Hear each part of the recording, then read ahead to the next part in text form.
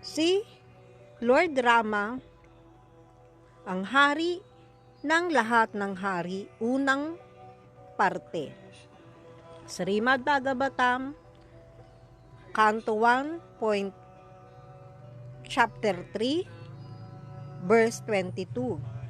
Ang katauhan ng Diyos na si Sri Rama ay nag-anyong tao at nagpakita sa mundo upang gawin ang mga nakakalugod na gawain para sa mga demigods, ang mga namamahalang personalidad upang mapanatili ang kaayusan ng sansinukob.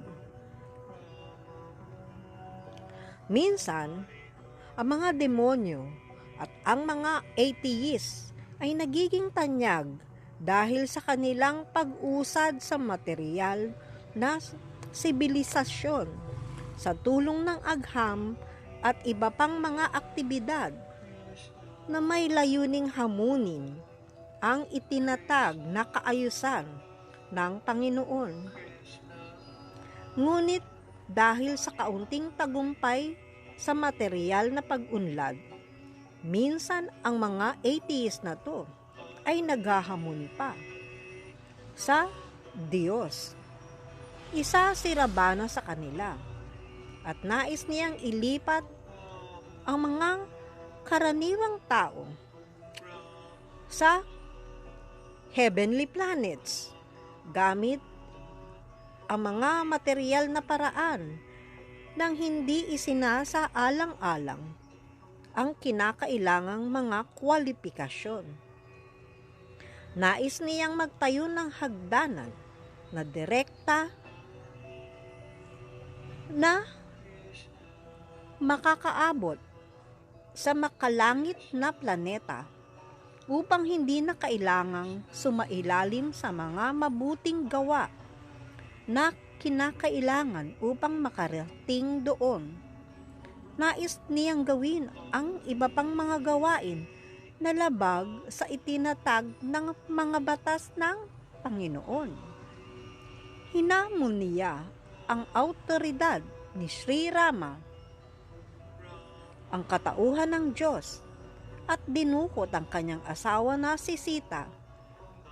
Siyempre, dumating si Panginoong Rama upang kastiguhin ang atheist na ito bilang tugon sa panalangin at kagustuhan ng mga demigods. Nagsisimula tayo sa pakikinig tungkol kay Balmiki na nagsalaysay ng Ramanayan. Isang araw, dumating ang dakilang santo na si Narada Muni sa ashram ni Balmiki. Matapos ang kanyang paggalang, tinanong ni Balmiki si Narada, "O pinakamahusay, sa lahat ng nakakaalam ng katotohanan, mangyari bang sabihin mo sa akin kung sino sa kasalukuyan sa mundo ang pinakamataas sa lahat ng dakilang personalidad? Sino ang may lakas upang magbigay ng proteksyon sa lahat sa tatlong mundo?" Sumagot si Narada Muni, "May isang harin na nagngangalang Rama na lumitaw sa dynasty na Ikshbaku bilang anak ni Maharaj Dasarat. Siya ang katawan ng lahat ng mabubuting katangian at ang Panginoon na walang hanggan ang kapangyarihan. Ang mga bisig ni Rama ay umaabot hanggang sa kanyang mga tuhod. Ang kanyang lalamunan ay may 3 guhit na katulad ng mga nasa conch shell, at ang kanyang balikat at dibdib ay malapad. Malaki ang kanyang mga mata. May bahid ng berde ang kanyang balat, at siya ay makislap. At ang kanyang taas ay katamtaman at ang kanyang mga galamay ay may symmetrical at mahusay na nabuo. Ang kanyang talino ay hindi masukat. Kanyang anyo ay seryoso at ang kanyang pananalita ay malalim. Ganap na bihasa si Rama sa paggamit ng mga sandata. Mayroon siyang ganap na kaalaman sa mga Vedas. Si Rama ang tagapuksa ng lahat ng kaaway at ang tanging kanlungan ng mga deboto sa kanya. Siya ay matalino, maawain, at seryoso tulad ng karagatan. Si Rama ay magiting sa labanan at minamahal ng lahat ng nilalang. Ang kanyang kagandahan ay higit pa sa liwanag ng kabilugan ng buwan. Si Narada ay maikling nagkwento tungkol sa buhay ni Panginoong Ramachandra. Sa panahon ng paghahari ni Panginoong Rama, walang sinuman sa kanyang kaharian ang nagdurusa sa sakit o sa mental na kaguluhan. Lahat ay maligaya at maunlad. Walang takot sa mga magnanakaw, kakulangan o gutom.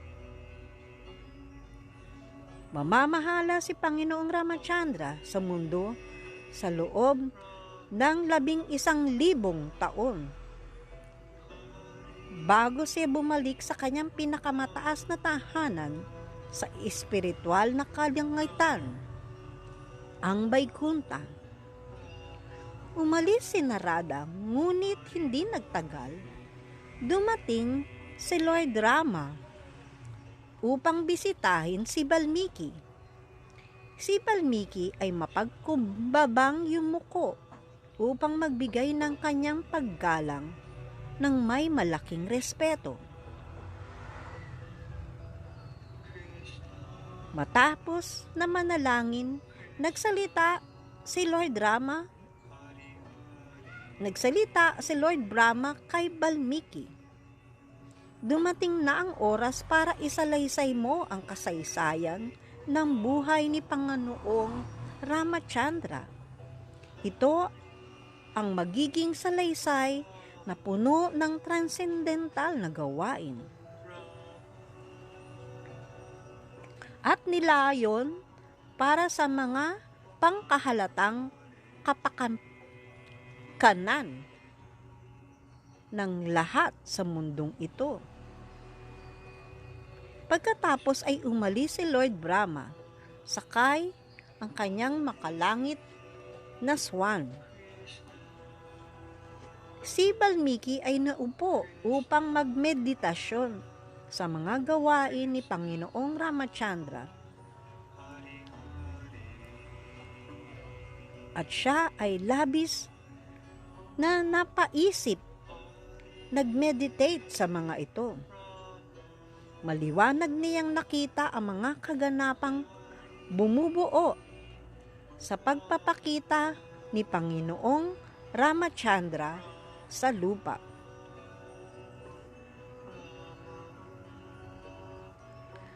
Sundan ang ikalawang bahagi bukas. Haribol.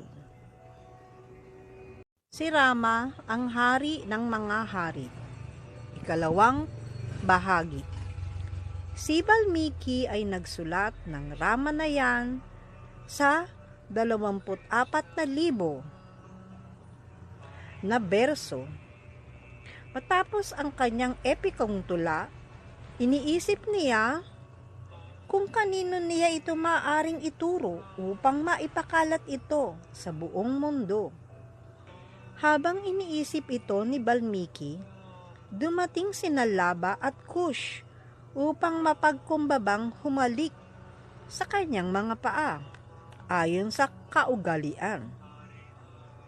Bihis ng tulad sa mga risi, ang kambal na anak ni Rama at Sita ay nasa ilalim ng pangangalaga ni Valmiki mula pa sa kanilang kapanganakan. Napagtanto ni Valmiki na sila ang pinakaangkop at kwalipikado upang maging tagatanggap ng kanyang dakilang epiko. Pagkatapos noon, maingat na itinuro ni Valmiki kina Laba at Kush ang buong Ramanayan. At una nila itong binigkas sa isang pagtitipon ng mga Brahmana. Mula noon, nagsimulang maglakbay sina Laba at Kush sa buong mundo. Binibigkas ang Ramanayan. Si Ravana. Matagal na panahon na ang nakakalipas. Isang mabagsik na demonyo ang isinilang sa mundo. Ang kanyang pangalan ay Ravana, na ang ibig sabihin ay isang nagpapalaganap ng malaking kalungkutan sa iba. Siya ay may 10 ulo at 24 na malalakas na braso. Si Ravana ay naging isang nakakatakot na hari. Ang kanyang maitim na katawan ay kumikinang habang siya ay lumilipad sa kalangitan, sakay ng kanyang karwahe. Ang kanyang mapulang mga mata ay kumikislap habang hinahanap niya ang mga lupain sa ibaba. Siya ay pinalilibutan ng libu-libong rakshasa na may hawak ng mga espada, sibat na may tinik, at mga kasangkapan na may mga spike na nababalutan ng dugo. Ang ilan sa mga rakshasa ay may ulo ng tigre o asno. Ang iba naman ay may nakakatakot na mga mukha, mahabang matutulis na tainga at matutulis na pangil. Sila ay may mga baluting pinapalibutan ng mga hiyas at may gintong hikaw na nakatusok sa kanilang mga tainga. Habang lumilipad sila sa itaas, nakita nila ang usok na nagmumula sa mga apoy ng sakripisyo na ginagawa ng mga sages sa kagubatan. Gamit ang kanilang kapangyarihan ng pangkukulam, ang mga rakshasa ay nagbubuhos ng dugo, laman at ihi, kaya't nadungisan ang mga Vedic na sakripisyo. Naghahagis din sila ng malalaking bato at nagbabagang uling. Dinurog at sinunog ang mga matatalinong sages habang sila ay nakaupo na nagninilay-nilay o nagme-meditate. Sa wakas, bababa sina Ravana at ang kanyang mga kaibigang demonyo mula sa langit. At humahaling-hing habang winawasak nila ang mga tao, iniinom ang kanilang dugo at kinakain ang kanilang laman. Walang magawa ang mga demigods upang protektahan ang mga tao. Lumapit sila kay Panginoong Vishnu at nakiusap, "Pakiusap, iligtas mo kami mula sa demonyong si Ravana." Pinakalma sila ni Panginoong Vishnu, "Huwag kayong matakot. Ako ay bababa bilang si Rama at papatayin ko si Ravana at ang kanyang buong lahi. Maghahari ako sa loob ng 11,000 taon sa lupa upang muling maitaguyod ang kapayapaan at kasaganahan. Gusto kong kayo ay ipanganak bilang mga unggoy at maging aking hukbo." Sa gayong utos, ang mga demigods ay isinilang bilang lahi ng mga higanting unggoy. 10 milyon sa kanila ang nagtipon sa paligid ng kanilang 2 pinuno na sina Bali at Sugriba, handang magsilbi kay Panginoong Rama. Sundan natin ang 3 bahagi. Haribo. Si Lord Rama ang hari ng mga hari, 3 bahagi. Sa masaganang kaharian ng Kosala ay matatagpuan ang kahanga-hangang lungsod ng Ayodhya. Dito naninirahan ang dakilang hari na si Maharaj Dasarat mula sa angka ng Ikshbaku. Siya namuhay ng mapayapa kasama ang kanyang 3 reyna, si Kausalya, Sumitra at Kaikeyi. Bagamat ang kanyang kaharian ay tahimik at ang lahat ng mga mamamayan ay may sapat na pagkain, malungkot si Maharaj Dasarat dahil wala siyang anak na lalaki. Sa wakas, nagpasya siyang magsagawa ng isang dakilang sakripisyo upang magkaroon ng isang karapat-dapat na anak. Sa loob ng 3 araw, mga natatanging mantras ang binigkas ng mga bihasang Brahmin at mga sagradong apoy ang sinindihan. Sa pagtatapos ng seremonya, isang malaking anyo na nakasuot ng pulang kasuotan ang lumabas mula sa apoy. Hawak ang isang gintong mangkok na may takip na pilak. Sinabi niya, "Ako ay isang mensahero mula kay Vishnu. Sa mangkok na ito ay mayroong mahiwagang pagkain. Kapag pinakain ni Maharaj Dasarat ang kanyang mga reyna nito, magkakaroon siya ng 4 na anak na lalaki." Ibinigay ng kamanghamanghang anyo ang mangkok sa hari at naglaho pabalik sa apoy. Hinati ni Dasarat ang laman ng mangkok sa kanyang 3 asawa. Sa tamang panahon, nabuntis ang 3 reyna.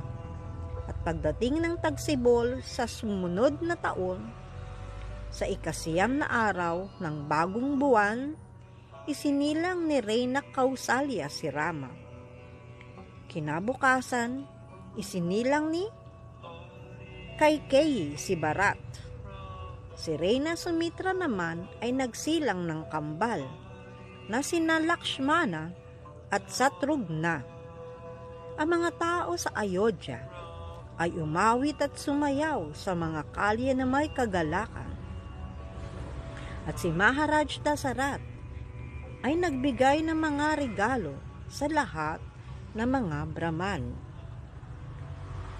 Sa paglipas ng mga taon, naging magaling ang mga magkakapatid sa kanilang mga pag-aaral, lalo na sa agham ng pagbaril ng palaso o archery. At sila'y lumaking matipuno, malakas at mabait. Nang sila'y 16 na taong gulang, dumating ang isang pantas na nagngangalang Vishvamirtra sa korte ni Maharaj Dasarat. Ang kanyang ashram sa gubat ay inaabuso ng 2 demonyong ipinadala ni Ravana. Nakiusap si Vishvamirta sa hari na ipadala ang kanyang anak na si Rama upang magbigay ng proteksyon. Bilang kapalit, ipinangako ng pantas na ituturo ang mga lihim ng makapangyarihang mga sandata. Sina Rama at Lakshmana ay sumama kay Vishvamirta at naglakad ng maraming araw sa makapal na gubat hanggang makarating sila sa Siddha Ashram. Kinagabihan, dalawang madilim at nakakatakot na anyo ang biglang bumagsak mula sa langit. Nagbubuhos ng dugo at pira-pirasong laman sa lahat ng direksyon. Pinakawalan ni Rama ang isang sandatang hangin at itinapon ang isa sa mga demonyo daang-daang milya palayo sa karagatan. Sa pamamagitan ng sandatang apoy, tinamaan niya sa puso ang pangalawang demonyo at napatay ito kaagad. Si Rama ay itinanghal na batang bayani ng lahat ng pantas sa ashram.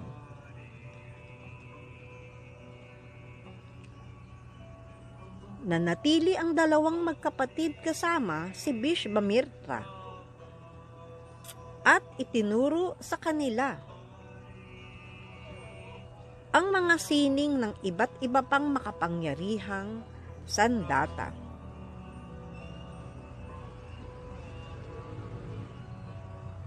Sundan natin ang ika-4 na bahagi bukas. Haribol. Si Lord Rama, ang hari ng mga hari, ika-4 na bahagi. Ilang araw na paglalakbay sa hilaga ng Siddha Ashram ay matatagpuan ang lungsod ng Mithila, kung saan nagahari ang mabuting haring Janaka. Ipinakalat niya ang balita sa buong lupain tungkol sa isang dakilang 12 araw na pagdiriwang na kanyang idaraos para sa kasal ng kanyang anak na si Sita. Nagpasya si Vishvamitra na dumalo at siya ay naglakbay patungong Mithila kasama ang kanyang 2 mag-aaral na si Rama at si Lakshmana. Sinabi ni Vishvamitra sa kanyang 2 mag-aaral, si Haring Janaka ay may pana na hindi man lamang kayang buhatin maging ng tao o ng demigod. Itinatago niya ito sa kanyang palasyo at ipinangako ang kamay ng kanyang anak sa sino mang makapagbibit-bit at makakapag-istring ng pana. Pagdating nila sa palasyo ng hari, sinabi nito kay Rama, kung kaya mong istring ang pana na ito, ipinangangako ko, ibibigay ko sa iyo ang kamay ng aking anak na si Sita. Ipinag-utos ni Haring Janaka na ilagay ang pana sa gitna ng lugar ng pagdiriwang. Nakalagay ito sa isang bakal na kahon na may 8 gulong. 300 malalakas na kalalakihan ang kailangan upang hilahin ito. Nagtipon ng isang malaking pulutong upang manood. Lumapit si Rama. Matapang na hinawakan ang pana at sinabi, ang pinarangalan at makapangyarihang panang ito na minsang pag-aari ni Panginoong Shiva ay nasa kamay ko na ngayon. Walang kahirap-hina na binuhat ni Rama ang pana gamit ang isang kamay at itinapon ito sa palad ng kabila niyang kamay. Sa harap ng lahat, bihasang ni-string ni Rama ang pana at iniarko ito ng malaki hanggang biglang may malakas na tunog. Ito'y nabasag na nagdulot ng isang malakas na alon ng enerhiya na nagpabuwal sa maraming tao. Tumayo si Haring Janaka mula sa kanyang trono at malakas na sinabi, ipinakita ni Rama ang kanyang di masukat na lakas. Ang aking anak na mas mahalaga pa sa buhay ko ay ibinibigay ko ngayon kay Rama.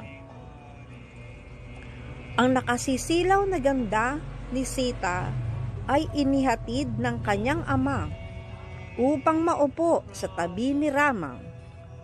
Mga bulaklak ay nahulog mula sa langit habang hinahawakan ni Rama ang kamay ni Sita. Si Haring Janaka ay may pangalawang anak na babae na nagngangalang Urmita, at ang kanyang nakababatang kapatid ay may dalawa pang anak na babae na nagngangalang Mandabi at Srutakirti. Sila ay ipinakasal sa tatlong kapatid ni Rama.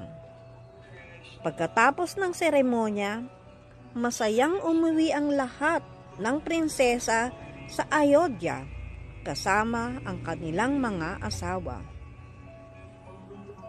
Dumating ang panahon na si Maharaj Dasarat ay nagpasya ng magretiro at ipasa ang trono kay Rama. Kinabukasan ay ang koronasyon ng kanyang anak. Ang balita ay mabilis na kumalat at lahat ay natuwa, maliban sa isang tao. Ang alipin ni Reyna Kaikeyi na si Mantara. Si Mantara ay naiinggit dahil iniisip niya na si Reyna Kausalya, ina ni Rama, ay magiging mas mahalaga kaysa sa kanyang reyna. Pumunta si Mantara kay Reyna Kaikeyi at binuhos ang kanyang selos sa pandinig at puso ng reyna. Sa kabila ng pagmamahal ni Kaikeyi sa kanyang asawang si Haring Dasarat at sa kanyang pagkagiliw kay Rama, siya ay naniwala sa tusong mga salita ni Mantara. Pumunta si Kaikeyi sa silid at doon siya ay nag-iiyak at humandusay sa lupa sa matinding kalungkutan. Nang mabalitaan ni Maharaj Dasarat na si Reyna Kaikeyi ay lubos na nalulungkot, siya ay agad na pumunta roon at nakiusap sa kanyang asawa. "Aking mahal na asawa, pakisabi kung ano ang problema. May isang bagay na nais kong makuha, hikbi ni Kaikeyi. Ibinigay mo sa akin ang iyong salita na maibibigay mo ito. Tandaan mo na may utang ka sa akin dahil sa pagliligtas ko sa iyong buhay sa isang labanan maraming taon nang nakalilipas. Ipinangako ng hari, ibibigay ko kung anuman ang iyong hiling." Tumigas ang boses ni Kaikeyi. "Ang una kong kahilingan ay ang aking anak na si Bharat ang mailuklok bilang hari. Ang pangalawa kong kahilingan ay si Rama ay ipatapon sa loob ng 14 na taon." Nagmakaawa si Maharaj Dasarat sa kanyang asawa, ngunit hindi siya natitinag. Ang hari ay napilitang tuparin ang kanyang pangako. Kinabukasan, naghanda si Rama upang tuparin ang pangako ng kanyang ama kay Reyna Kaikeyi. Bago umalis ng lungsod si Rama, tumangging maiwan si Sita at sumama sa kanya. Si Lakshmana ay hindi rin pumayag na maiwan at sinamahan si Rama at Sita. Si Haring Dasarat ay lubos na nasaktan habang papaalis sina Rama, Sita at Lakshmana. Sundan natin ang hari ng lahat ng hari. 5 bahagi.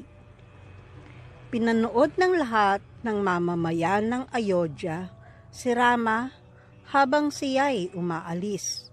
Ngunit hindi nila siya kayang pakawalan. Sinundan nila ang kanyang karwahe. Libo-libong kalalakihan, kababaihan at kabataan ang naglakad palabas ng lungsod. Makalipas ang maraming oras nang sumapit ang gabi, tumigil si Rama upang magpahinga. Ang mga mamamayan ay nagdatingan sa kampo at maya-maya nagkalat na sa lupa ang mga natutulog. Sa madaling araw, habang tulog pa ang lahat ng mamamayan, pagod pa rin. Tahimik na umalis sina Rama, Sita at Lakshmana. Mabilis silang nagtungo sa kagubatan. Nang magising ang mga mamamayan, natuklasan nilang wala na ang kanilang pinakamamahal na si Rama. Sa matinding kalungkutan, bumalik sila sa Ayodhya.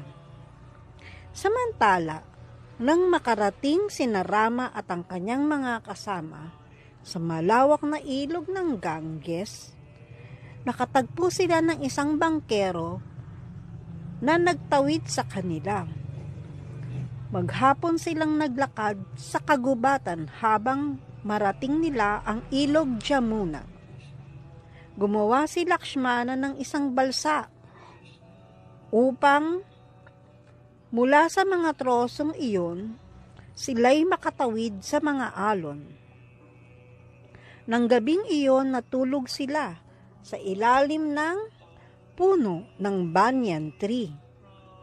At kinabukasan, naglakad sila sa gitna ng mga higanting puno na bihirang makita ng mga tao.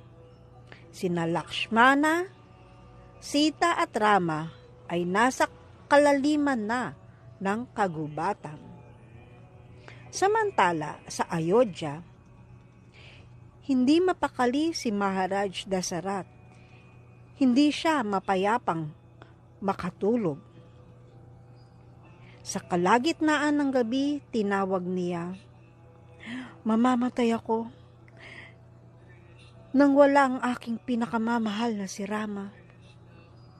Sa mga salitang ito, nilisan ng emperador ang mundong ito. Nagtayo si Lakshmana ng isang kubo na gawa sa kawayan, malapit sa batis, para mapayapa silang manirahan. Ngunit isang umaga, isang kakaibang nilalang ang dumating. Babae na ang kalahati ay halimaw at ang kalahati naman ay anyong babae ang dumating doon. Nang makita siya ni Rama, nais niya itong maging asawa. Sinabi niya, "Ang pangalan ko ay Surpanakha. Ako ang kapatid ni Haring Ravana. Nakatira ako sa kagubatan, kasama ang isa ko pang kapatid na si Kara. Gusto kitang pakasalan. Hayaan mo akong kainin ang iyong mahina na kasama para tayo'y magsama ng nag-iisa." Natawa si Rama at sinabi, "Si Lakshmana ang mas bagay na maging asawa mo." Sumagot si Lakshmana, "O hindi, mahal na babae, mas bagay sa iyo si Rama." Iniisip ni Surpanakha na si Sita ang sagabal. Kaya bigla siyang sumugod kay Sita na may layuning patayin siya. Mabilis na pinutol ni Lakshmana ang ilong at mga tainga ni Surpanakha. Nababalutan ng dugo, tumakas ang demonya papunta sa kagubatan, patungo sa kanyang kapatid na si Kara. Tinipon ni Kara ang isang hukbo ng 14,000 rakshasa. May dala silang mga pamalo, sibat pana, espada at palakol, at dumating sila sa kubo. Iniutos ni Rama kay Lakshmana na dalhin si Sita sa ligtas na lugar. Mag-isa, hawak ang kanyang pana, hinarap ni Rama ang buong hukbo at pinatay silang lahat. Tumaka si Surpanaka patungo sa isla ng Langka, kung saan nagahari ang kanyang kapatid na si Ravana. Sa harap ng kanyang trono, ikinuwento niya ang mapait na pangyayari. Habang nakikinig, unti-unting nadaragdagan ng galit ng 10 ulong si Ravana. Subalit nang ilarawan ng kanyang kapatid, si Sita, nagpasya si Ravana, na dukutin si Sita para sa kanyang sarili. Sundan natin ang susunod na kabanata bukas. Haribol. Si Lord Rama, ang hari ng mga hari, 7 bahagi. Nang dukutin ni Ravana si Sita, tumawag siya, "O mga puno, ilog at mga espiritu ng kagubatan, lahat ng mga hayop at ibon, pakiusap, sabihin ninyo sa pinakamamahal kong si Rama na ako ay dinukot ni Ravana." Sa oras na iyon, may isang higanting ibon na nagngangalang Jatayu na natutulog sa isang puno malapit doon. Siya ay pamangkin ni Garuda, ngunit siya ay matanda na. Nagising siya nang marinig ang mga sigaw ni Sita para sa tulong. Ibinukan niya ang kanyang mga pakpak at lumipad sa ere. "O Ravana!" sigaw niya. "Kahit matanda na ako, papatayin kita. Tulad ng pagpatay ni Rama sa iyong kapatid. Harapin mo ako. Ikaw na halimaw ng gabi." Humarap si Ravana kay Jatayu na parang 2 bundok na nagsasalpukan at binaril siya ng daang-daang matutulis na palaso. Sinunggaban siya ni Jatayu gamit ang kanyang matatalas na kuko at tuka. Sinira ang pana ni Ravana, pinatay ang kanyang mga kabayo, at pinabagsak ang kanyang karwahe sa lupa. Mahigpit na hinawakan ni Ravana si Sita habang siya'y bumagsak sa lupa. Pagkatapos inilagay niya si Sita sa tabi at umakyat mula sa himpapawid gamit ang kanyang mahiwagang kapangyarihan. Sumugod si Jatayu sa kanyang likuran at sinugatan ang kanyang ulo at balikat. Hinatak ang kanyang 20 braso. Ngunit sa tuwing mawawala ang isang braso, isa pang braso ang agad na tumutubo kapalit nito. Nanghina na ang matandang si Jatayu, habang lalong nagngingit-ngit si Ravana. Pinutol ni Ravana ang mga pakpak ni Jatayu at ang dakilang ibon ay bumagsak sa lupa. Hindi na muling makalipad. Umiiyak si Sita at niyakap si Jatayu habang siya'y namamatay.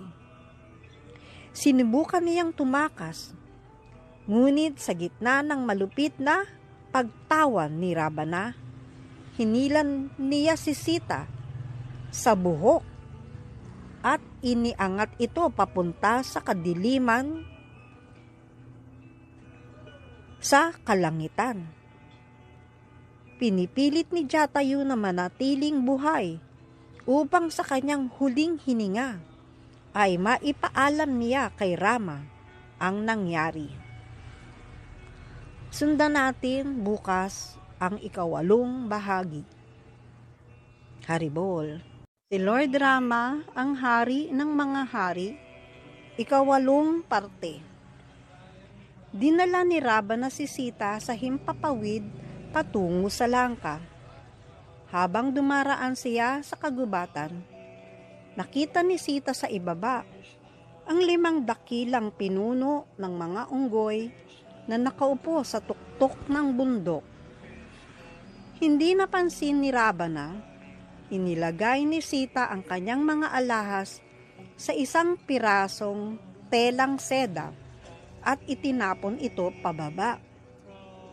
Sinalo ng mga pinuno ng unggoy ang mga alahas at tumingala sila nang hindi kumukurap. Nakita nila si Sita, ang kanyang mukha basang-basa ng luha at dinala sa himpapawid sa mga kamay ni Ravana. Hindi alam ni Ravana na siya'y nakita at lumipad siya patungo sa Langka. Pagdating sa kanyang kabiserang lungsod, ipinakita ni Ravana kay Sita ang kanyang palasyo na may mga haliging gawa sa garing at mga hagdan gawa sa ginto. Lahat ng ito ay ibibigay ko sa iyo kung magiging reyna kita. Kaya't bakit ka mukhang malungkot? Sabi ni Ravana. Si Sita ay umiyak para kay Rama. Kinidnap mo ako, kaya't ang iyong kamatayan ay tiyak na. Hahanapin ka ni Rama. Ipagapos mo ako o patayin mo ako. Ngunit hindi ko ibibigay ang sarili ko sa iyo.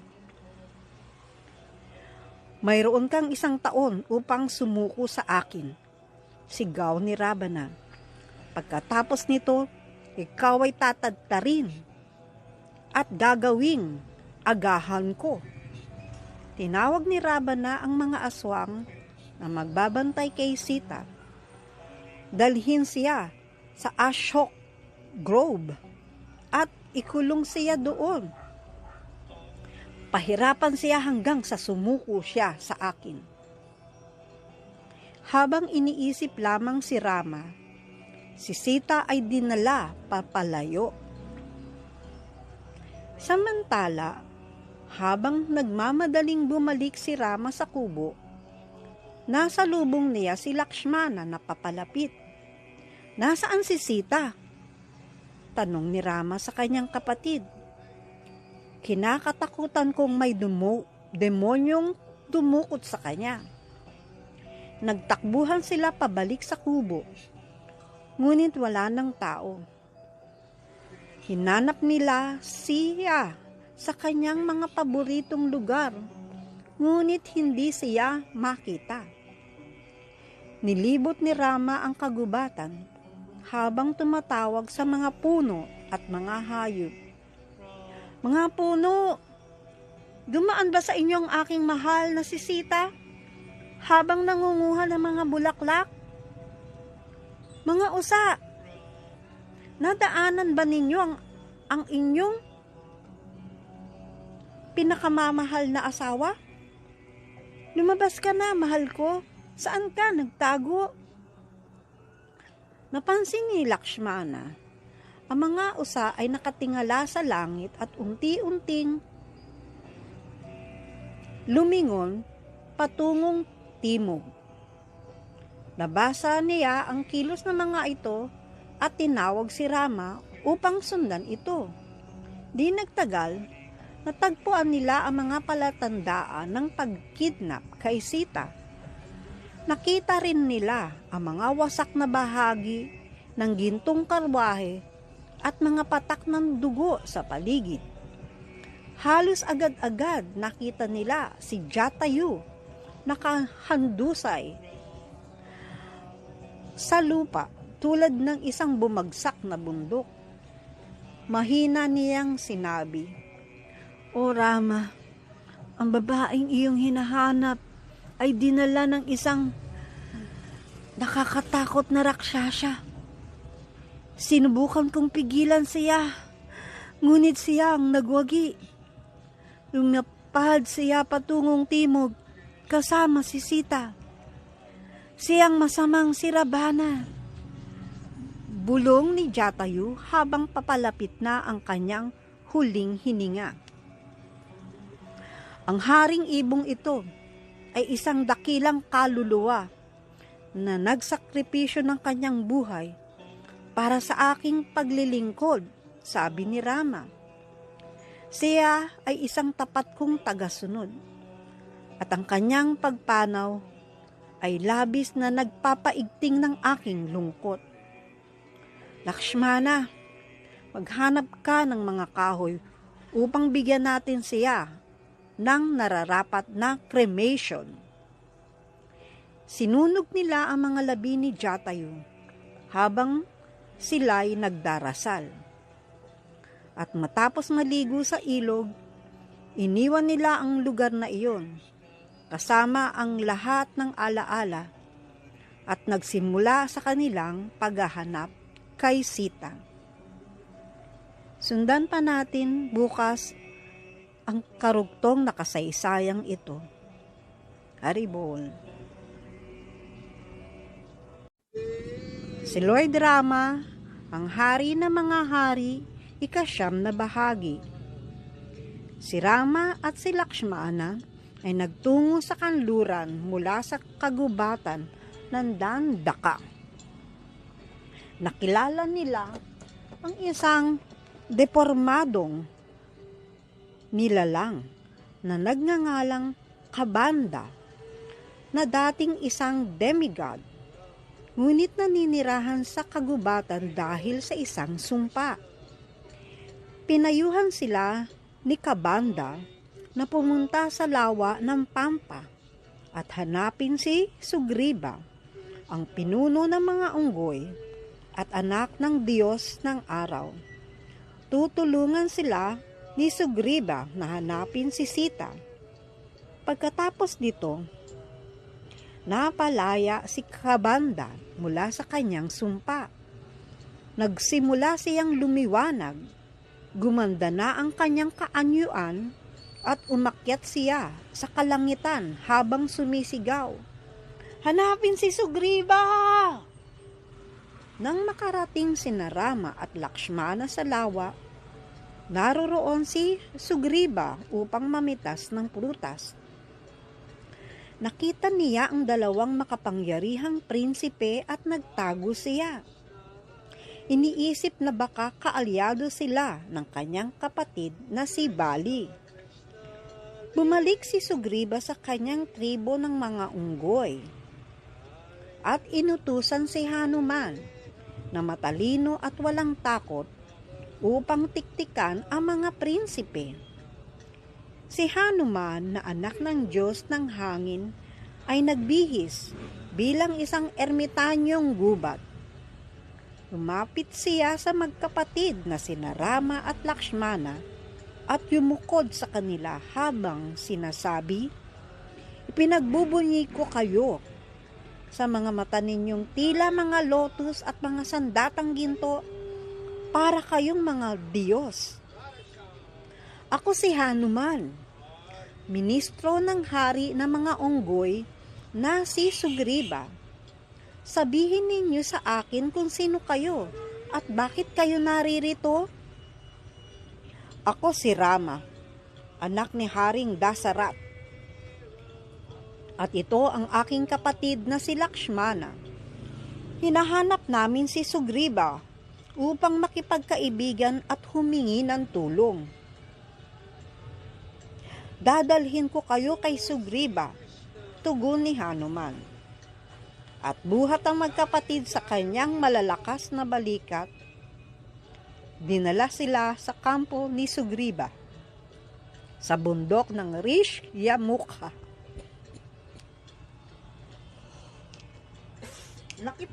Nakipagkita si Rama kay Sugriva at humingi ng tulong sa paghahanap kay Sita. Tiwala si Sugriva na nabubuhay sa takot sa kanyang sariling kapatid na si Bali na maaari silang magtulungan. "Ngayon ay magkaibigan na tayo. Ilang araw na ang nakakalipas habang kami nakaupo sa tuktok ng bundok. Nakita namin ang isang prinsesa dumaraan sa himpapawid. Nagpupumaglas sa mga bisig ni Rabana. Inihulog niya ang isang balot na naglalaman ng mga alahas. Nang makita ni Rama ang mga alahas, agad niya itong nakilala. Sabihin mo sa akin kung saan dinala ni Rabana ang aking asawa. Hindi namin alam, ngunit ipinapangako ko sa iyo na ako at ang aking mga unggoy ay hahanapin siya para sa iyo. Ikaw ay isang mabuting kaibigan na sa oras ng pangangailangan. Sabi ni Rama, ngayon sabihin mo sa akin kung paano kita matutulungan. Naging magkaalyado na si Rama at si Sugriva. Sundan natin ang mga susunod pang karugtong ng istorya. Haribol. Si Lord Rama, ang hari ng mga hari, ika-10 bahagi. Noon, ang hari ng mga unggoy na si Bali ay nagtalo at nakipag-away sa kanyang nakababatang kapatid na si Sugriva. Si Bali ang nagtagumpay at pinalaya si Sugriva mula sa kaharian. Kinuha nito pati ang asawa ni Sugriva na si Ruma. Mula noon, namuhay si Sugriva nang may takot sa kanyang kapatid. Nagkubli si Sugriva sa kagubatan at kabundukan ng Rish Yamukha dahil sa isang sumpa na nagsasabing hindi maaring tumapak doon si Bali. Sina Rama at Sugriva ay nagtungo sa mga kuweba ng Kishkinda, ang kabisera kung saan nakatira si Bali. Nang makarating sila, nagpaiwan si Rama sa likod ng mga puno habang si Sugriva ay tumayo sa bungad ng kamanghamanghang kuweba at hinamon si Bali ng isang sigaw na umalingaw-ngaw sa hangin. Lumabas si Bali mula sa kuweba at naghanda para sa isang labanan laban sa kanyang kapatid. Nagbanggaan sila tulad ng 2 dambuhalang toro. Nag-away ang mga unggoy ng buong bangis gamit ang mga puno, mga bato, mga kamao, mga braso at mga paa. Nang magsimulang manaig si Bali sa labanan, pinana ni Rama ang kanyang dibdib gamit ang isang palaso na may gintong dulo na nagpabagsak kay Bali sa lupa. Habang nakahiga si Bali, tumayo sa harap niya sina Rama at Sugriva. Iyon ay isang malupit na gawain, sabi ni Bali kay Rama. Tungkulin ko na ipagtanggol ang katarungan sa buong kaharian ng aking kapatid na si Bharat.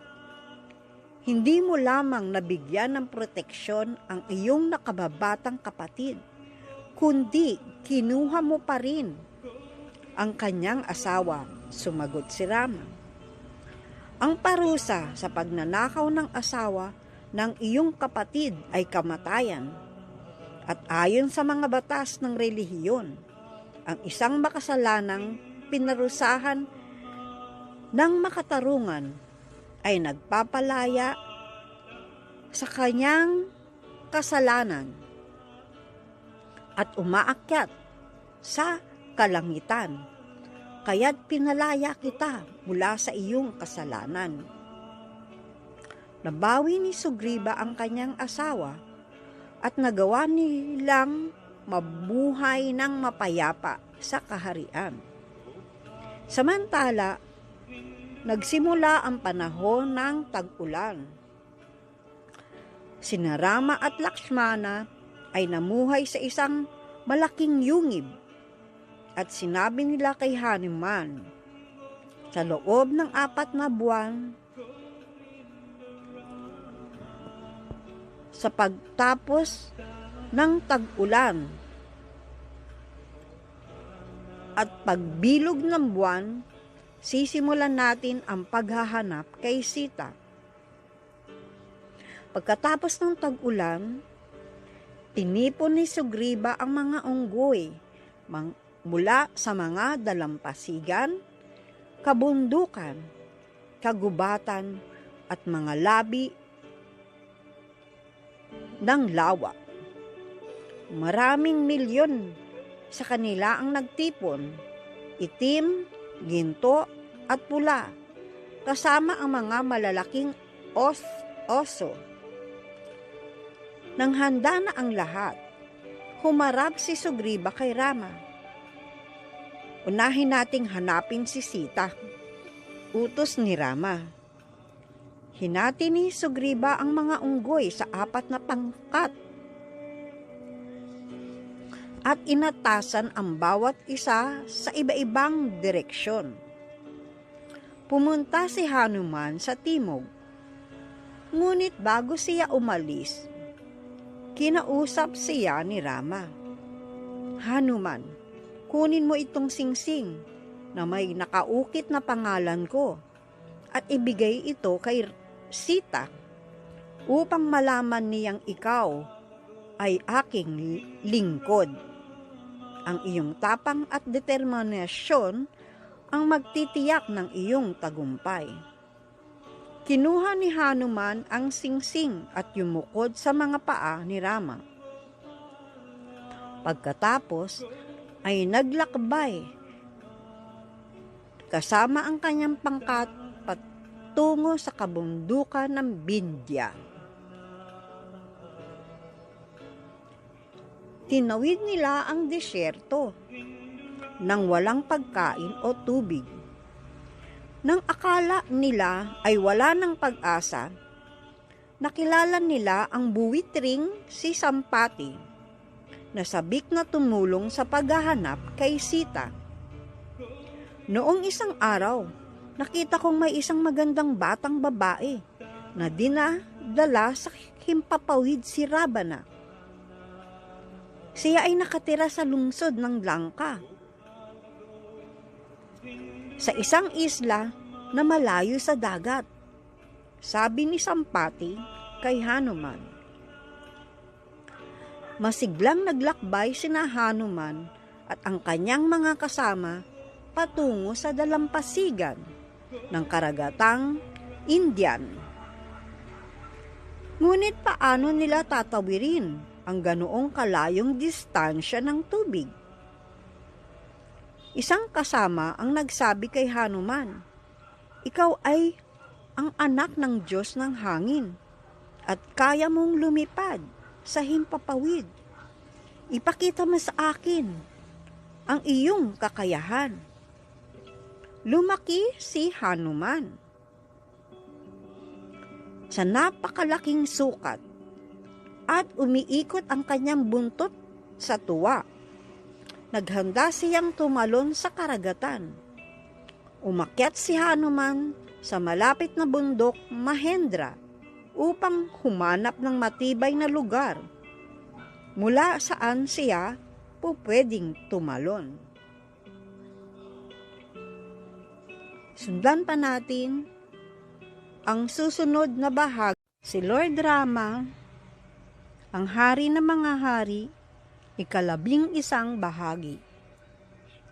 Si Hanuman sa kanyang higanting anyo ay lumipad sa kalangitan at lumusot sa pagitan ng mga ulap.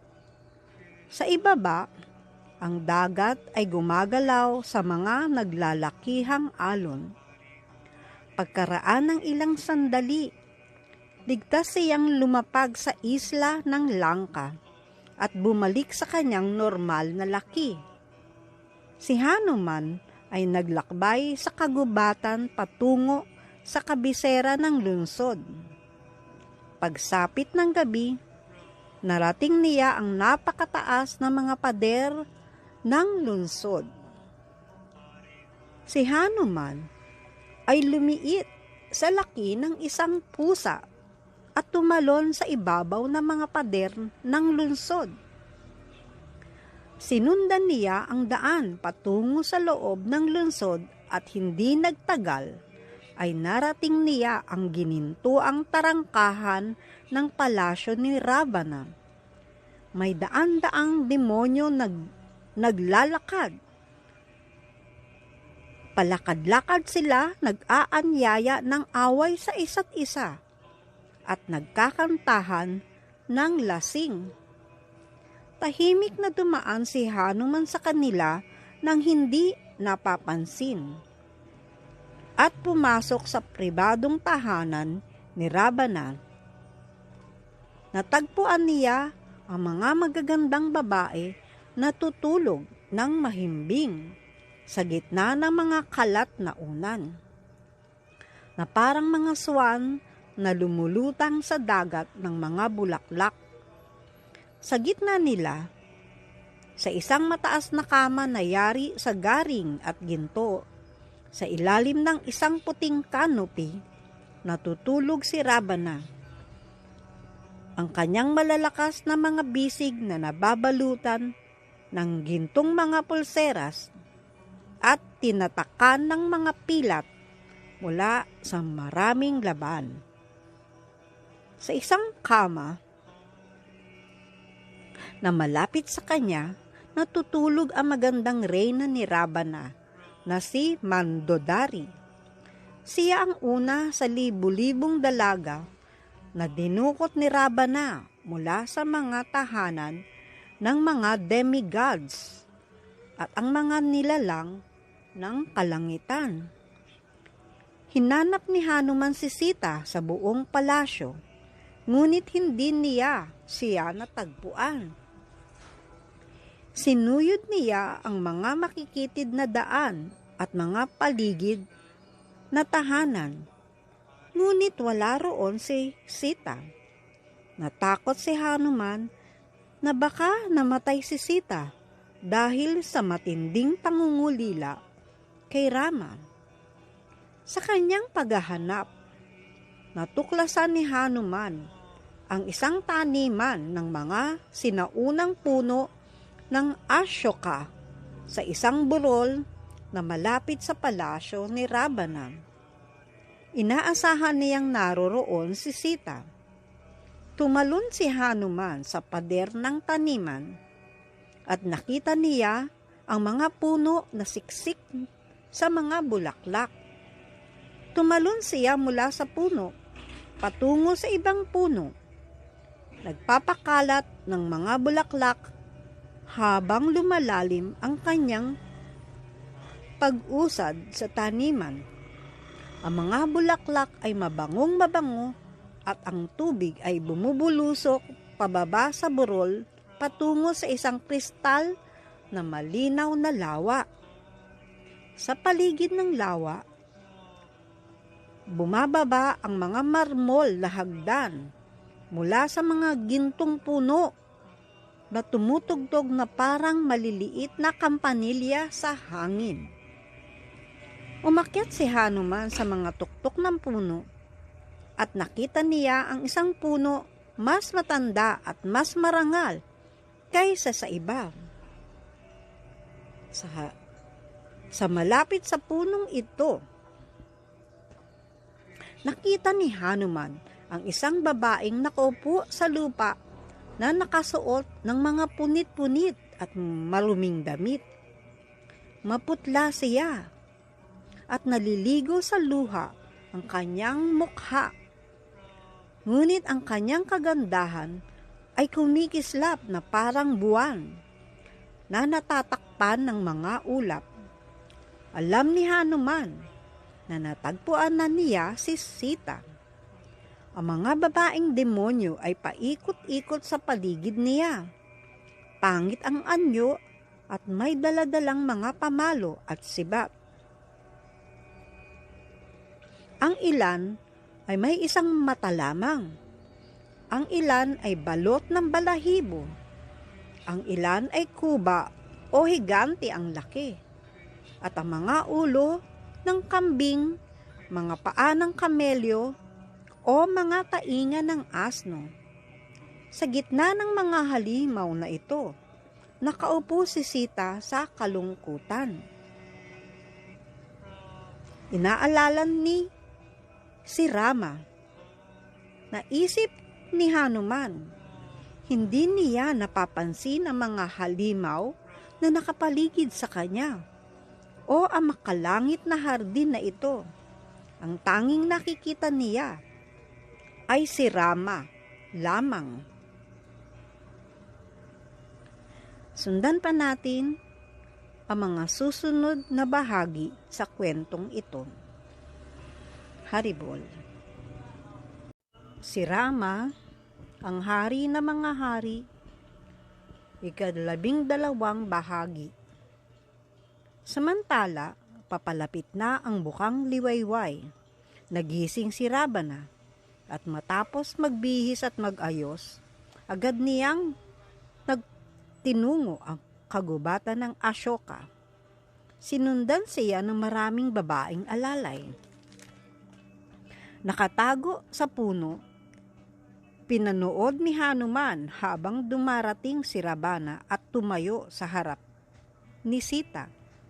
Natakot at hiya ay tinakpan ng sarili ng kanyang shawl. Huwag kang matakot, magandang binibini. 10 buwan na akong naghihintay na maging akin ka na. Wika ni Ravana sa isang matamis na boses. Ako'y pag-aari ni Rama, katulad ng sikat ng araw na pag-aari ng araw, at malapit na siyang dumating upang wasakin ka. Tugon ni Sita. Mag-ingat ka. Mayroon ka na lang 2 buwan upang pumayag na maging reyna ko. Kung patuloy ka pa ring tatanggi, kakainin kita, sigaw ni Ravana. Habang ang kanyang mukha ay nakabaluktot sa galit at itinaas ang kanyang kamao upang saktan si Sita. Ngunit isa sa kanyang mga babaeng kasama ang nakiusap sa kanya na huwag itong gawin. Halikayo't maglaro na lamang tayo at huwag mo nang intindihin ang babaeng ito ngayon, sabi ng isa.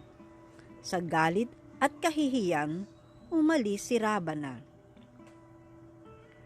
Ang mga babaeng Rakshasis ay nagbabantay kay Sita ay lumapit sa kanya. Tinakot siya ng kanilang mga sandata. Bakit mo tinanggihan si Ravana? Hindi mo ba alam na napasuko na niya ang buong universe? Ibinibigay pa niya ang kanyang asawa na si Mandadori para sa iyo. Baliw ka upang tumanggi. Isang demonyo ang nagsabi, gusto kong kainin ang iyong atay. At ang isa pa'y nagsabi, gusto kong kainin ang iyong puso.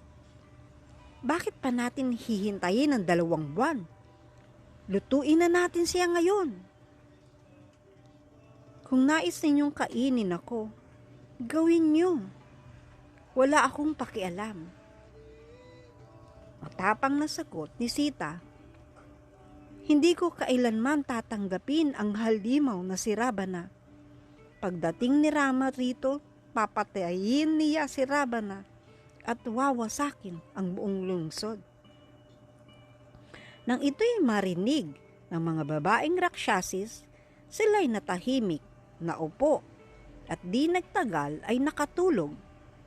Si Sita naman ay naupo sa ilalim ng puno kung saan nakatago si Hanuman sa sangan nito. Nang tuluyan ng maging tahimik ang paligid, Marahang tinawag ni Hanuman si Sita sa Sanskrit, ang wika ng Ayodhya. May isang makapangyarihang hari na nagngangalang Dasarat at ang anak niya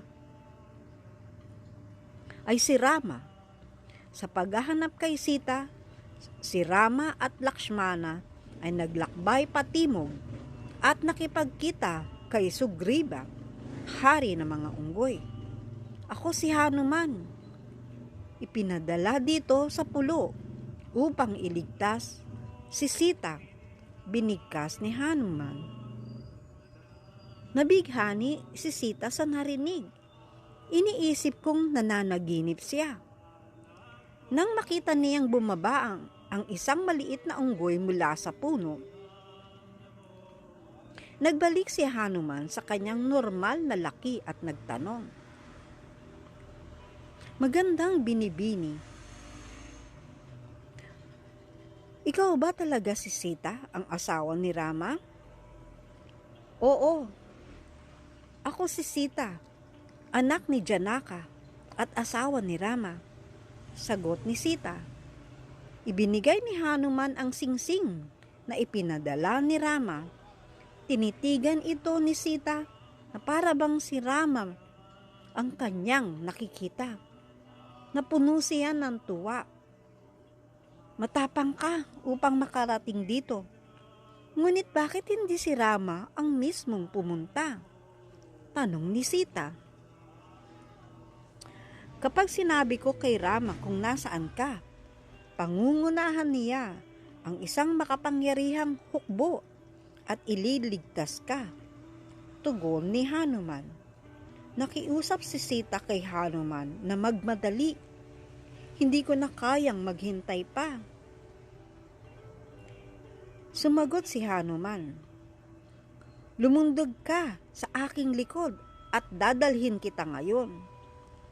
Ngunit tumanggi si Sita at nagsabing, "Nais kong si Rama mismo ang dumating dito at talunin si Ravana. Ibigay mo sa kanya ang alahas na ito. Sabihin mo sa kanya kung naaalala pa ba niya ang oras na nilagyan niya ng mineral na tina ang aking pisngi matapos ang ulan. At pakiusap, madaliin siya." Hawak ang alahas. Biglang tumalon si Hanuman sa hangin at sinabi, "Malapit nang dumating si Rama," at siya'y nawala.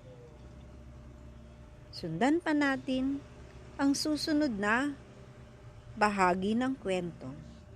Si Lord Rama, ang hari ng mga hari, 13 bahagi. Inisip ni Hanuman, kailangan kong makita ng mas malapitan si Ravana at ang kanyang mga hukbo. Kaya't nagsimula siyang magbunot ng mga puno at wasakin ang kagubatan. Pagkatapos ay umupo siya at naghintay. Hindi nagtagal, dumating ang libu-libong mandirigma, armado ng mga maso at pamalo. Malakas ang kanyang pag-ungal at inatake ni Hanuman ang mga ito.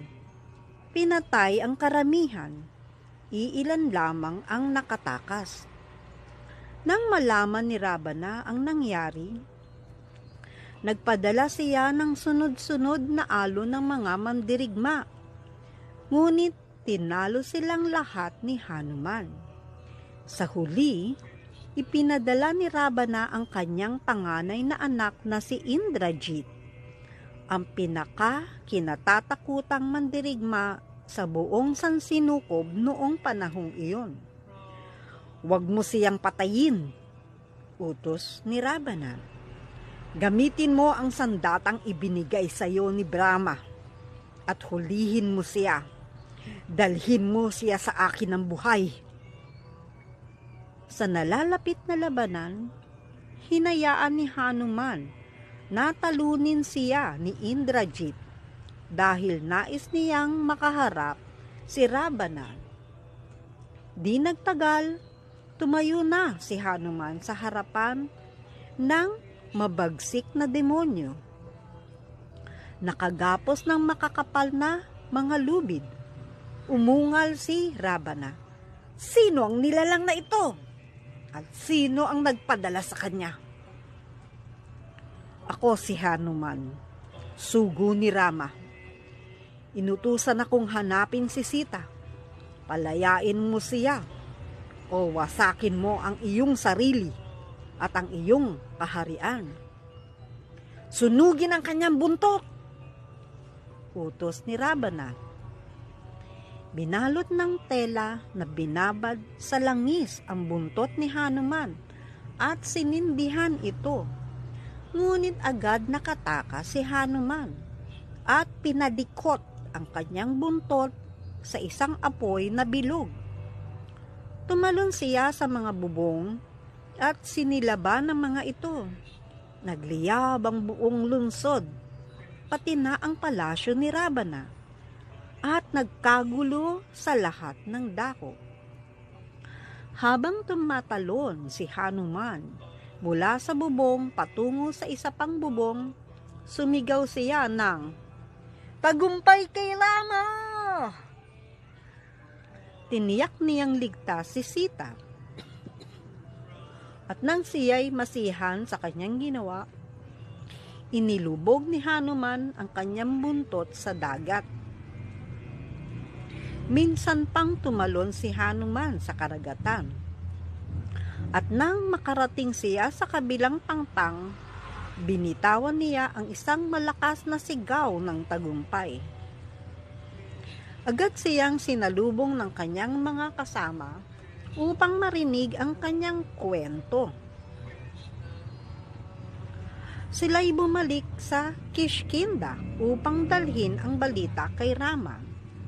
Di nagtagal, si Hanuman at ang kanyang mga kasama ay nagtipon sa paanan ng hari ng mga unggoy na si Sugriva. Nang marinig ni Sugriva ang balita mula kay Hanuman, iniunat at ikinurba niya ang kanyang buntot sa tuwa. Dumating sina Rama at Lakshmana, at dinala si Hanuman sa kanyang yungib kung saan masinsinang tinanong siya ni Rama tungkol kay Sita. Inilabas ni Hanuman ang hiyas na ibinigay sa kanya ni Sita. Nang ibinigay ito kay Rama, idiniin niya ito sa kanyang puso.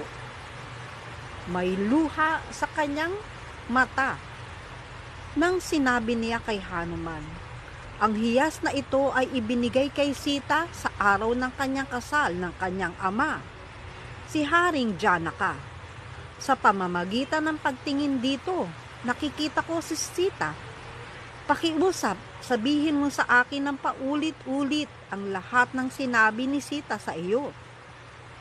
Matapat na inulit ni Hanuman ang lahat ng sinabi ni Sita, kabilang na ang kanyang alaala ng panahong ipininta ni Rama ang kanyang mukha, at ang huling pakiusap ni Sita na huwag mag-aksaya ng kahit isang sandali, sapagkat hindi siya magtatagal pa.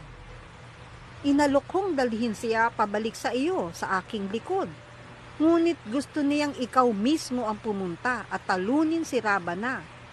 Pagkatapos ay ibalik siya sa Ayodhya ng may karangalan.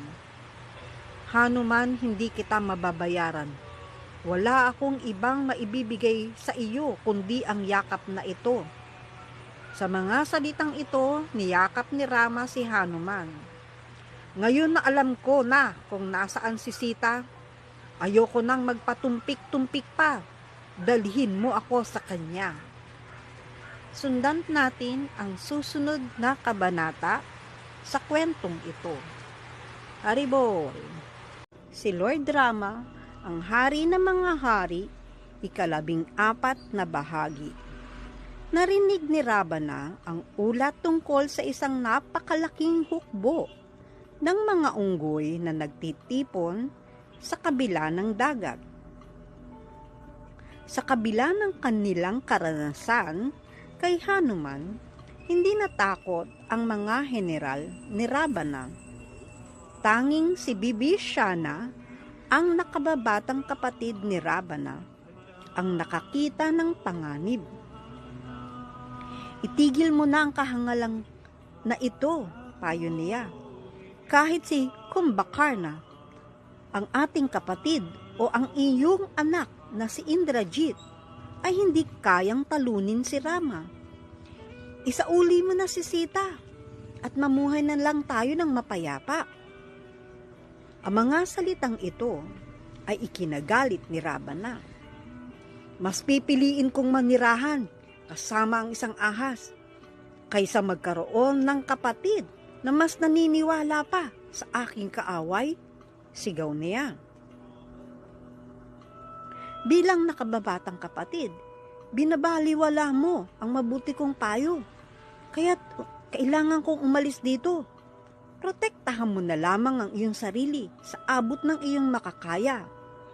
Sa mga salitang ito, umalis si Bibhishana sa Langka at lumipad patungo sa kampo ni Rama.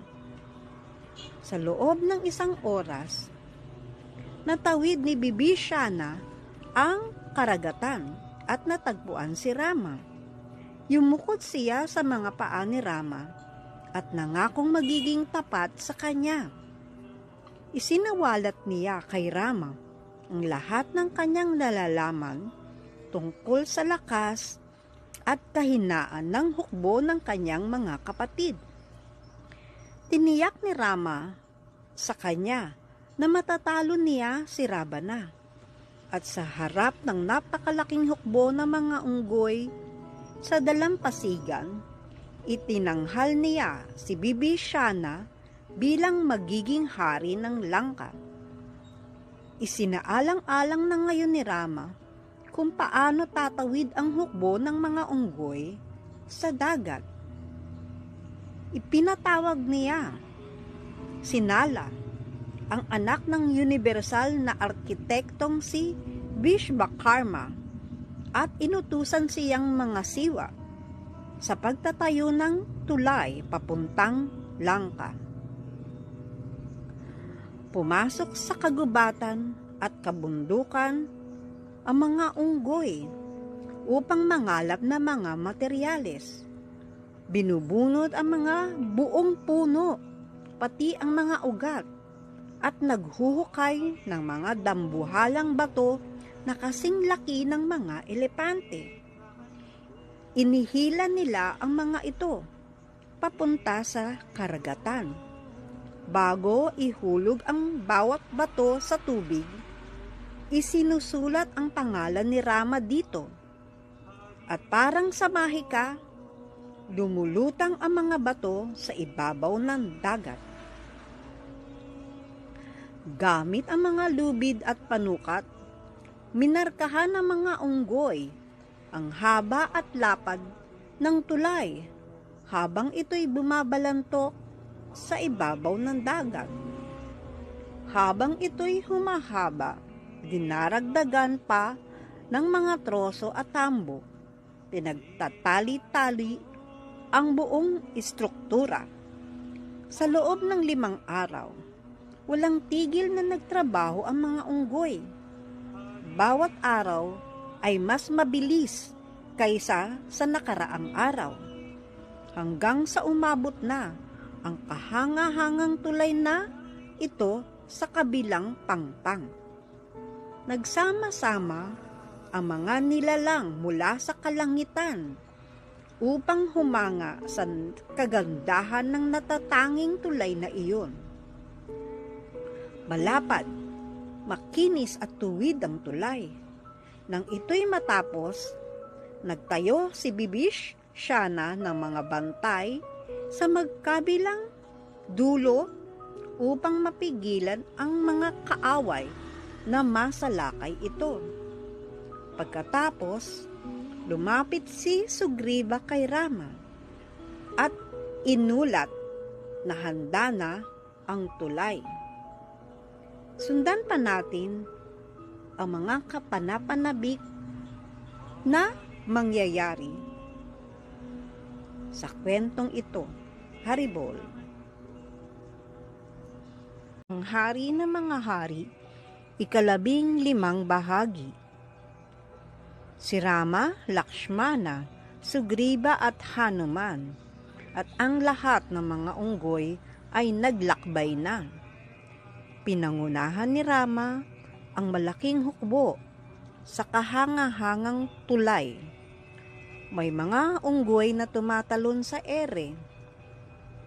May mga lumalangoy sa tabi ng tulay.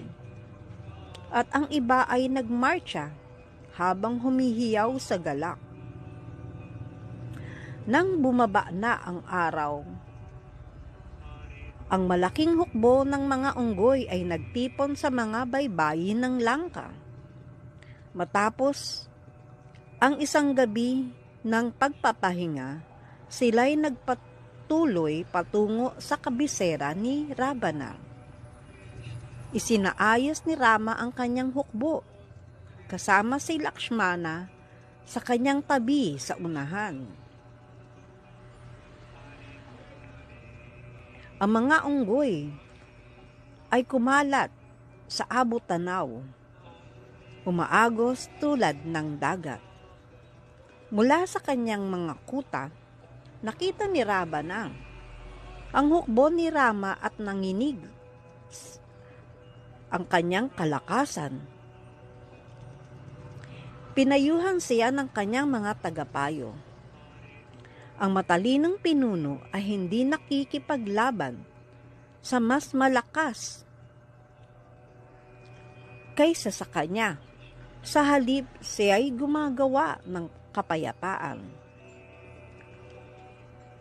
Ngunit si Ravana, na labis na naakit kay Sita, ay handang mamatay para lamang subukang panatilihin siya. Hindi na niya iniisip ang sarili niyang pagkawasak o ang pagkawasak ng kanyang mamamayan. Si Rama ay isang simpleng tao lamang na tinalikuran ng kanyang ama at umaasa sa mga unggoy. Anong dapat kong katakutan sa isang abang tulad niya? Papatayin ko siya sa loob ng ilang araw. Sa mga hangal na salitang ito, ay naghanda si Ravana na ipagtanggol ang langka. Sa umaga ng labanan, iniharap ni na Rama at Lakshmana ang hukbo ng mga unggoy sa mga pader ng langka. May dala silang mga puno at bato at sinimulang akyatin ng napakaraming unggoy ang mga depensa. Habang ang mga alon ng mga demonyo ay nagmamadali palabas na sabik sa labanan. Lumipas ang araw at nagpatuloy ang laban hanggang sa gabi. Ang mga palaso ni Rama ay kumikislap sa dilim na parang mga dila ng apoy. Ipinadala ni Ravana ang kanyang anak na si Indrajit sa labanan. Ngunit si Indrajit ay naging invisible bilang di nakikita at lumipad sa langit. Nagpaulan ng mga palaso kay Rama at Lakshman. Ang mga palasong ito ay may mga makamandag na ahas na tumama ng malalim at tumali kina Rama at Lakshmana na parang bakal na lubid. Bumagsak ang dalawang magkapatid sa lupa at hindi makagalaw. Akala ni Indrajit na patay na sila, kaya't siya'y bumalik ng may tagumpay kay Ravana. Pagdating na madaling araw, humihip ng malakas ang hangin at kumislap ang mga kidlat na kung saan-saan. Sa kalangitan, lumitaw ang figura ni Garuda, ang hari ng mga ibon at tagapaghatid ni Vishnu. Sa isang iglap,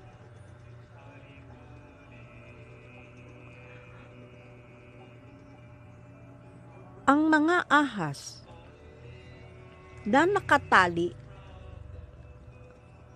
sa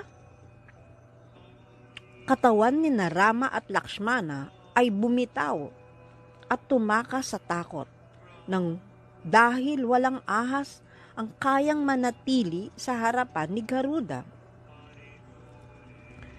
Yumuko si Garuda at pinunasan ang mukha ni Rama at Lakshmana at hinaplos ang kanilang mga katawan. Habang ginagawa ito, gumaling ang mga sugat na kagat ng mga ahas. Inangat ni Garuda ang dalawa mula sa lupa at niyakap sila. Pagkatapos ay yumuko siya kay Rama at nawala sa langit. Sundan pa natin ang mga kapanapanabik na kasunod na mangyayari. Haribol. Si Lord Rama, ang hari ng mga hari, 16 na bahagi. Narinig ni Ravana ang tagumpay na sigaw ng mga unggoy at nalaman na nakabawi na sina Rama at Lakshmana. Sa tindi ng kanyang galit, nagpasya siyang makipaglaban mismo. Pinangunahan ang isang hukbo ng malalaking demonyo mula sa mga tarangkahan. Nakipaglaban si Ravana gamit ang kanyang 20 braso at gumawa ng landas sa hukbo ng mga unggoy. Nasugatan si Hanuman at Lakshmana hanggang sa humarap siya kay Rama sa unang pagkakataon.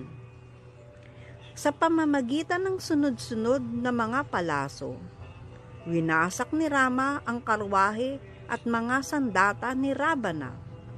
Pinana siya sa dibdib. Sa sakit, nabitiwan ng hari ng mga demonyo ang kanyang pana at bumagsak sa lupa. Sa pagkakataong iyon, pinayagan siya ni Rama na umatras papasok sa langkang. "Bumalik ka na may bagong kalwahe at labanan mo akong muli," sigaw ni Rama. "Doon mo makikita ang buong lakas ko." Natalo at napahiya, pumasok si Ravana sa langka, ngunit hindi siya susuko. May isang kapatid si Ravana na isang higante. Ang pangalan niya ay Kumbhakarna. Noon pa man nang siya'y isilang, nagsimulang kumain si Kumbhakarna ng anumang buhay na nilalang, kabilang ang mga tao, sa mabilis na paraan. Para tulungan ng lahat, isinumpa ni Panginoong Brahma ang higanting ito na matulog. Pinapayagan lamang siyang magising ng isang araw bawat 6 na buwan. Nang panahon ng digmaan kay Rama, natutulog si Kumbhakarna at hindi pa oras para siya'y magising. Ngunit alam ni Ravana na kailangan niya ang tulong ng kanyang kapatid.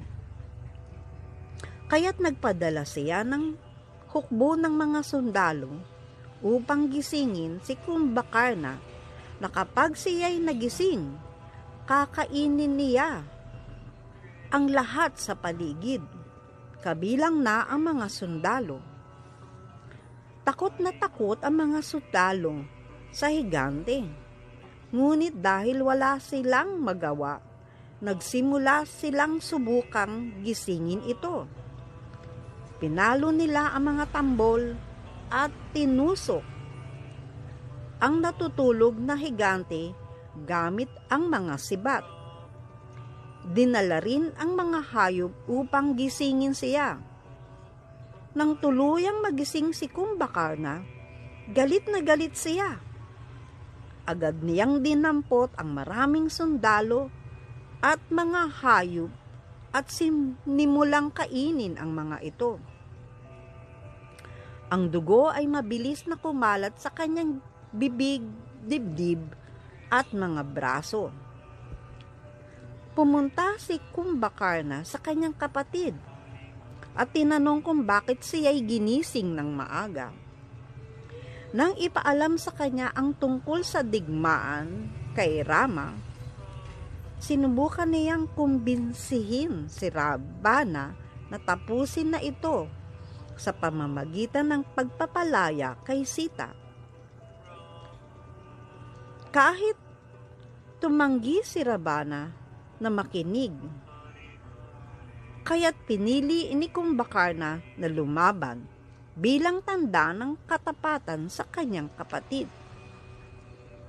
Si Kumbhakarna ay uminom ng marami at dahil sa amoy ng dugo, nagwala siya at naglakad papunta sa labanan. Marahas na hinahagis ang mga unggoy sa kanyang bibig. Walang makapigil sa kanya habang hinahanap niya sa Rama. "Nandito ako!" sigaw ni Rama. "Handa kitang patayin!" Tumawa ng malakas. Sumugod si Kumbhakarna kay Rama. Nabukas ang bibig na animoy parang pintuan ng impyerno. Kumuha si Rama ng gintong palaso na may mga diamanting nakabalot at pinakawalan ito sa ere. Ang palaso ay bumaon sa ulo ng demonyo at tinapos ang paghahari ng takot ni Kumbhakarna. Nang mabalitaan ni Ravana ang pagkamatay ng kanyang kapatid, siya'y nawalan ng malay. Sundan pa natin ang mga susunod na mangyayari sa kwentong ito. Haribol. Si Lord Rama, ang hari ng mga hari, 17 bahagi. Ang pagkamatay ni Kumbhakarna ay sinundan ng pagkamatay ng 6 sa 7 anak ni Ravana. Tanging si Indrajit na lamang ang buhay at nangako siya sa kanyang ama na papatayin si Rama. Muli, ginawa ni Indrajit na hindi nakikita ang kanyang sarili, invisible. Sabay pinatawag ang kanyang mahiwagang karwahe. Lumipad siya sa himpapawid at binomba ng mga palaso ang hukbo ng mga unggoy ni Rama. Nagawa pa niyang pansamantalang mapanaig kina Rama at Lakshmana. Ngunit nagkamali siya ng akala na natalo na niya si Rama. Si Indrajit ay umatras mula sa labanan at bumalik sa Lanka upang ipaalam sa kanyang ama ang kanyang pagkapanalo. Sa gitna ng pagkawasak sa larangan ng digmaan, hinanap ni Bibhishana ang kapatid ni Ravana, ngunit kakampi ni Rama si Hanuman at kinausap ito. Hanuman, sa Himalayas, malapit sa bundok ng Kailasa, ay may isang bundok na may mga halamang gamot na walang kapantay ang bisa. Dapat mong dalhin ang mga halamang ito dito upang buhayin ang lahat ng mga unggoy na sundalo. Lumipad si Hanuman papuntang Hilaga at narating ang mapuputing taluktok ng Himalayas. Doon, tatagpuan niya ang bundok ng mga halamang gamot. Ngunit nang hanapin niya, hindi niya makita ang tamang halaman. Sa kanyang pagkadismaya, pinutol ni Hanuman ang tuktok ng buntot at dinala ito pabalik sa larangan ng digmaan. Ang halimuyak na mga halamang gamot ay lumaganap sa mga nasugatan at nagpagaling sa kanilang mga sugat. Maging ang mga unggoy na namatay sa labanan ay muling nabuhay. Ang mga demonyo, gayunpaman, ay itinapon ang kanilang mga patay sa karagatan upang maitago. Kaya wala ni isa man sa kanila ang nailigtas. Alam ni Bibhishana na ang lakas ni Indrajit ay nagmumula sa kanyang pagsamba sa Diyos ng apoy. Kaya dinala niya si Lakshmana sa lihim na sangtuaryo kung saan inaalagaan ni Indrajit ang kanyang sagradong apoy. Doon nakita nila si Indrajit na handa nang magsagawa ng isang mahiwagang seremonya. Nang makita ni Indrajit si Lakshmana, sinabi niya na may matinding paghamak. Pumunta ka ba rito para sa mas marami pang parusa? Kung gayon, pupunuin kita ng mga palasong apoy. Pagkatapos ay pinakawalan ni Indrajit ang isang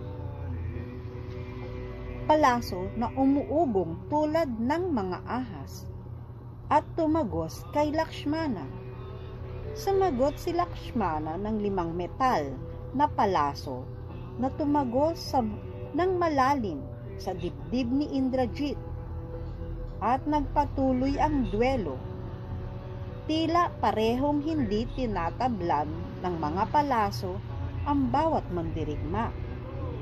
Ngunit dahil naputol ang seremonya ni Indrajit upang makakuha ng mas maraming mahika, siya ay nagsimulang manghina.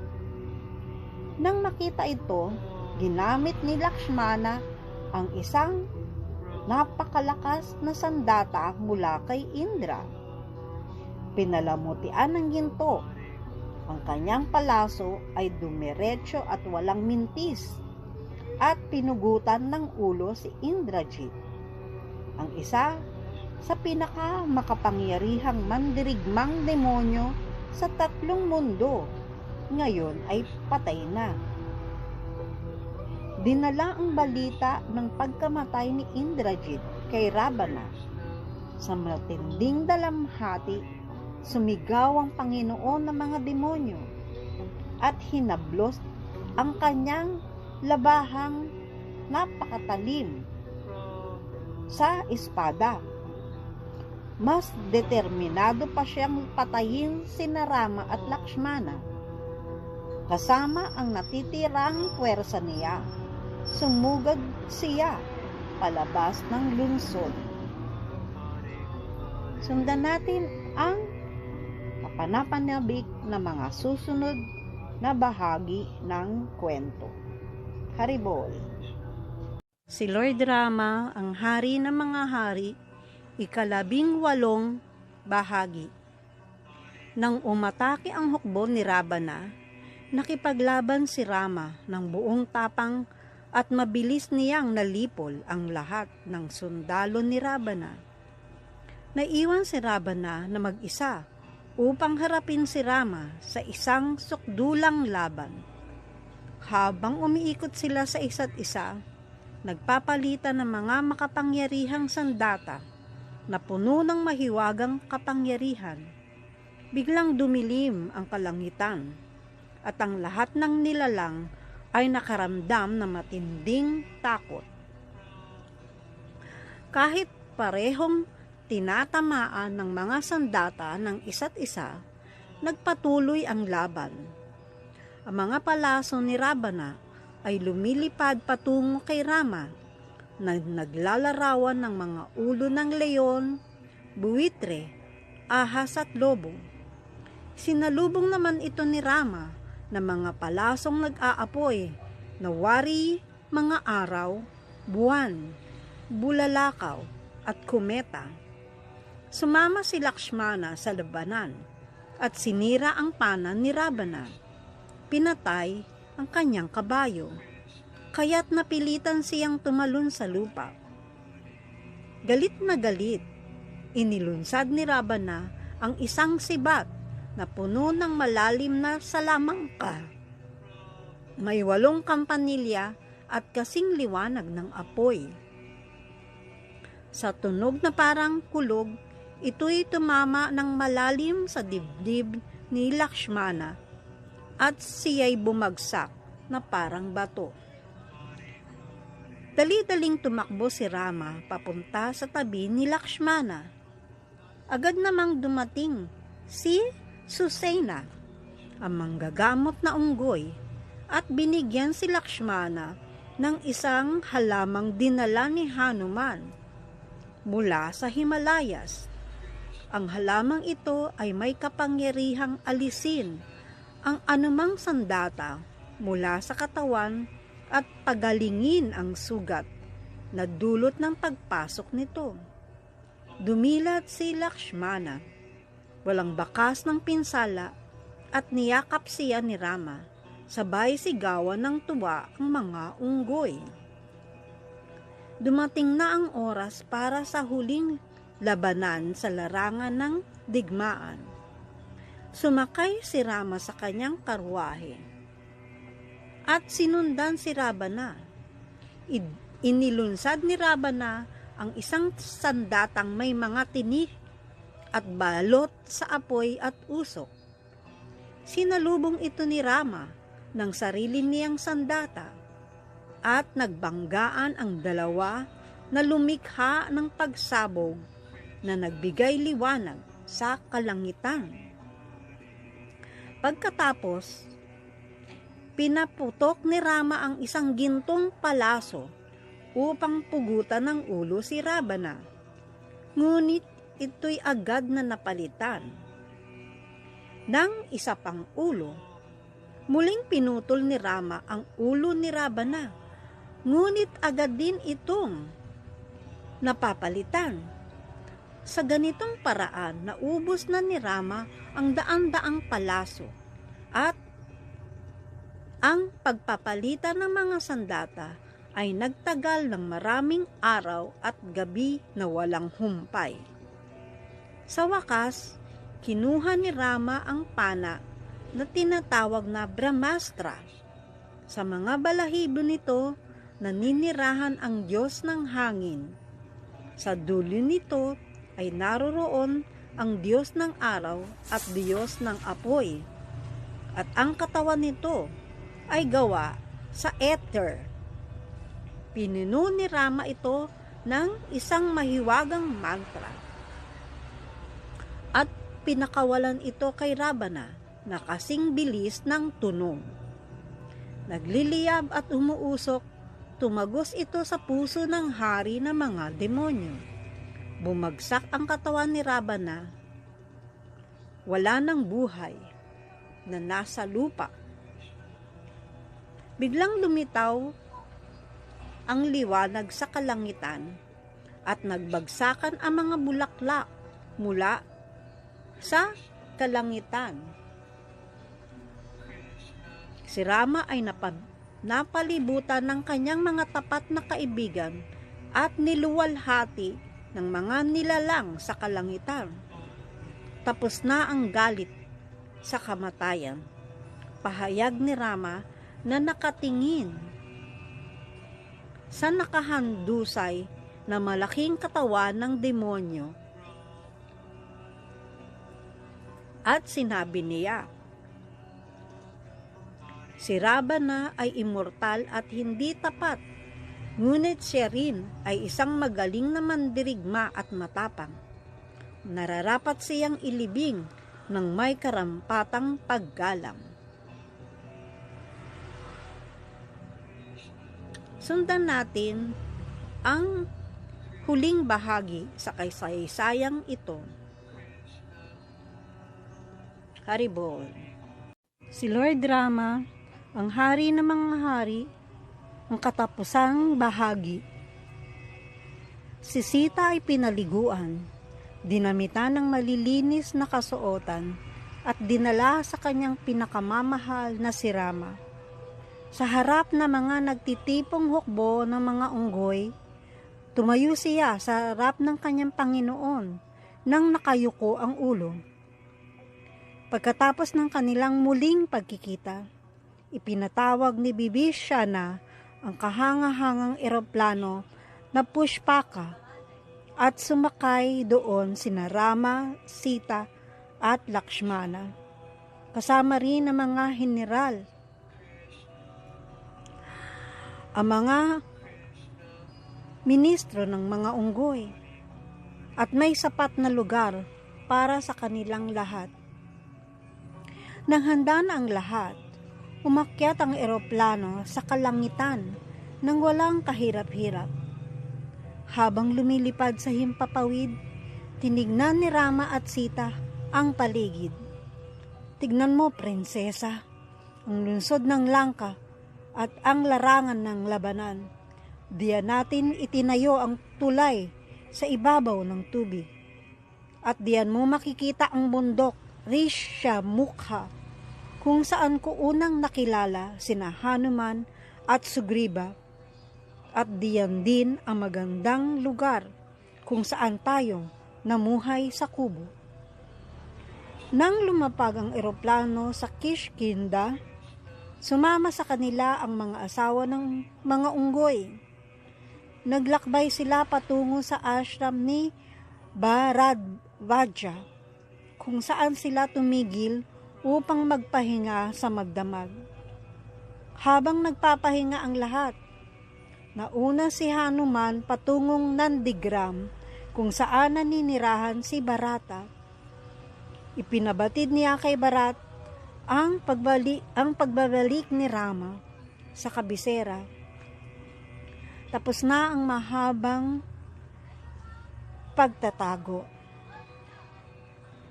Labis ang tuwa ni Bharat at naghanda siya ng isang marangal na ruta ng prosesyon na tinabunan ng mga bulaklak mula Nandigram hanggang sa lungsod ng Ayodhya. Kinabukasan, sabik na naghintay ang mga mamamayan ng Ayodhya para sa kanilang pinakamamahal na si Rama. Isang malakas na sigawan ang pumailan lang ng dahan-dahang bumaba ang eroplano sa lupa. Bumaba sina Rama at Sita mula sa eroplano at ipinahayag ni Bharat, "Isinusauli ko na sa iyo ang kaharian na inalagaan ko para sa iyo. Sa iyong grasya lahat ay umunlad." Inahit ang balbas ni Rama at tinanggal ang kanyang buhol-buhol na buhok. Pinaliguan siya at dinamitan ng marangal na kasuotan. Si Sita naman ay inayusan ng mga kababaihan ng korte at pinalamutian ng maganda. Personal na pinangasiwaan ni Reyna Kausalya na mapalamutian din ng maganda ang mga asawa ng mga unggoy. Inihanda ang maharlikang karwahe ni Rama at sumakay siya rito habang si Bharat ang nagpapatakbo kasama ang kanyang mga kapatid sa kanyang tabi. Sina Sugriva at ang mga unggoy ay malugod na tinanggap sa gitna ng Ayodhya, kung saan ibinigay ni Rama ang kalayaan sa kanila sa loob ng kanyang palasyo at mga hardin. Para sa koronasyon ni Rama, nangolekta ang mga unggoy ng tubig mula sa 4 na dagat at 500 ilog. Si Vasista ang namuno sa seremonya. Pinaliguan si Rama ng banal na tubig at tinanghal sila ni Sita sa trono. Namahagi si Haring Rama ng mga regalo sa lahat ng mga tao at mga mamahaling alahas sa mga pinuno ng mga unggoy.